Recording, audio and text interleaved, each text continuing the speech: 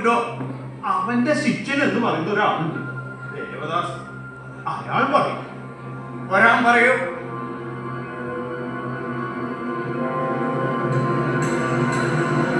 എന്റെ മകൻ നിങ്ങളുടെ കുടിയിലേക്ക് വന്നത് സത്യം തന്നെയല്ലേ? അതെ. തിരുമേനി കേട്ടല്ലോ, ഇവരുടെ കുടിയിൽ നിന്ന് വന്ന ശേഷം എന്റെ മകൻ ചത്തത്. നോക്കിയപ്പോ ചാവിന് കാരണം വിഷം കുടിച്ചതെന്ന് മനസ്സിലായി.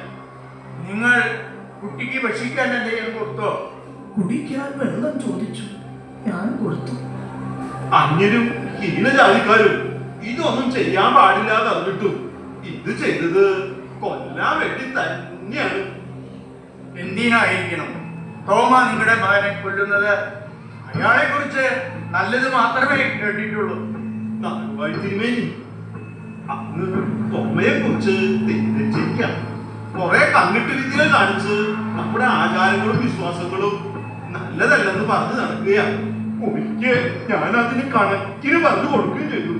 അതുകൊണ്ടാവണം എന്റെ മോനെ അയാൾ കൊന്നത്. നിന്റെ പേരെന്താണ്? ദേവദാസ്. ബ്രാഹ്മണർ അസത്യം പറയുന്നവരല്ല, അതുകൊണ്ട് തന്നെ ഇവരെ അവിശ്വസിക്കാനും നിർവാഹമില്ല. സത്യം പറയുക, നിങ്ങളാണോ ഈ കുട്ടിക്ക് വിഷം കൊടുത്തത്? കുടിക്കാൻ വെള്ളം കൊടുത്തു എന്നുള്ളത് സത്യം. എന്നോട് ഒരുപാട് ചോദ്യങ്ങൾ കുട്ടി ചോദിച്ചു, അതിനുള്ള മറുപടിയും ഞാൻ കൊടുത്തു.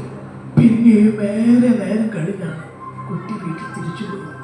ദൈവം തന്ന 10 കൽപ്പനകളിൽ 5ാമത്തെ കൽപ്പന കൊല്ലരുത് എന്നാണ്. ഞങ്ങളത് ചെയ്യില്ല. തിരുമേനി, ഇവനെ വിശ്വസിക്കരുത്. നമ്മളുടെ വിശ്വാസം ഇല്ലാണ്ടാക്കി ആ വരത്തിന്റെ വാക്കും കേട്ട് നടക്കണ ഇവനെ വിശ്വസിക്കരുത്. ഇവൻ തോമയുടെ വേലക്കാരൻ മാത്രമാണ്. ശിക്ഷ കൊടുക്കേണ്ടത് തോമയ്ക്കാണ്.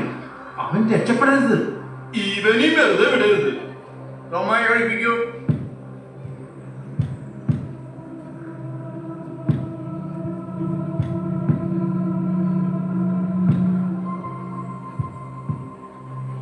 താങ്കളെ കുറിച്ച് നാം നല്ലത് മാത്രമേ കേട്ടിട്ടുള്ളൂ. ഇവർ നിങ്ങളിൽ വലിയൊരു അപരാധം ഇവിടെ ബോധിപ്പിച്ചിരിക്കുന്നു. തിരുമേനി, ഞാനത് അറിഞ്ഞു. ഈ കൊലയിൽ ഞങ്ങൾക്ക് യാതൊരു പങ്കുമില്ല. തൻ്റെ ശത്രുക്കളെ പോലും സ്നേഹിക്കാൻ പഠിപ്പിച്ച യേശുനാഥന്റെ ശിഷ്യനാണ് ഞങ്ങൾ. ഞങ്ങൾക്ക് ആരെയും കൊല്ലാനാവില്ല. നിങ്ങൾ നിരപരാധിയാണെന്ന് തെളിയിക്കുവാൻ ഇനിയും കഴിഞ്ഞിട്ടില്ല. സാഹചര്യങ്ങളും സാക്ഷിമൊഴികളും നിങ്ങൾക്കെതിരാണ്. നാടുവാഴി തിരുമേനി, ഞങ്ങൾ ഒരു തെറ്റിനോ കുറ്റത്തിനോ പോണില്ല. ഈ അപരവിശ്വാസത്തിന് കൂട്ടു നിൽക്കരുതെന്ന് നാട്ടുകാരുടെ മുന്നിൽ വെച്ച് ഞാൻ പറഞ്ഞത് ശരിയെങ്കിൽ നമ്മുടെ ആചാരവും വിശ്വാസവും തെറ്റാണെന്ന് തോന്നിക്കാൻ തന്നെ ഇയാൾ എന്റെ മകനെ കൊണ്ടു. അതുകൊണ്ട് നാടുവാഴി തിരുമേനി, ഇയാൾക്ക് മരണശിക്ഷ തന്നെ കൊടുക്കണം. എനിക്ക് മരണശിക്ഷ തന്നെ തരണമെന്നാണ് ബ്രാഹ്മണനായ താങ്കൾ പറയുന്നത്. ബ്രാഹ്മണരെ, എനിക്ക് മരണത്തെ ഭയമില്ല. നിത്യജീവിതത്തിലേക്കുള്ള സ്വർഗീയ കവാടം തുറക്കുന്നത് അവിടെയാണ്.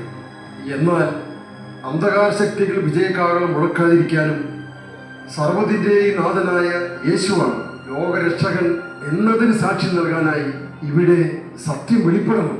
ആ സത്യം മരിച്ചു കിടക്കുന്ന ഈ മകൻ തന്നെ പറയട്ടെ.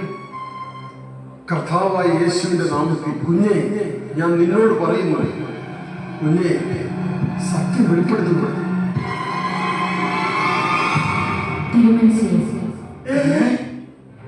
എൻ്റെ അച്ഛൻ തന്നെയാണ് എനിക്ക് വിഷം തന്നത്. തോമസിലെ കാണാൻ തന്നെയാണ് ഞാൻ ആശ്രമത്തിലേക്ക് പോയത്. അവിടുന്ന് വെള്ളം കുടിച്ച് തിരിച്ച് വീട്ടിൽ വന്നപ്പോൾ അച്ഛൻ എന്നെ വഴക്ക് പറഞ്ഞു. അച്ഛൻ തന്നെ നിർബന്ധിച്ചാണ് എന്നെ വിഷം കലർത്തിയ പാൽ കുടിപ്പിച്ചത്. മകനെ, കർത്താവിന്റെ നാമത്തിൽ ഞാൻ നിനക്ക് ജീവൻ നൽകുകയാണ്. വേണ്ട, എനിക്കിനി ജീവിതം വേണ്ട. തോമസിലെ എൻ്റെ അച്ഛൻ എനിക്ക് ജന്മം നൽകി. എൻ്റെ അച്ഛൻ തന്നെയാണ് എൻ്റെ ജീവൻ എടുത്തതും. എനിക്ക് ഈ ഭൂമിയിൽ ജീവിതം വേണ്ട. ബ്രഹ്മത്തെ അറിഞ്ഞ മറ്റുള്ളവർക്ക് സാരോപദേശം കൊടുത്ത് സന്മാർഗം പഠിപ്പിക്കേണ്ടവർ നീച പ്രവൃത്തി ചെയ്യുകയും അതിന് കൂട്ടുനിൽക്കുകയും ചെയ്തിരിക്കുന്നു. അധർമ്മികൾക്ക് ഒരുപക്ഷെ ശിക്ഷ കൊടുത്താൽ നേരെയോ നിന്റെ കാര്യത്തിൽ അടുത്ത ശിക്ഷ തന്നെ വിധിച്ചിരിക്കുന്നു. ഗുരുവേ, യേശുവേ, നന്ദി.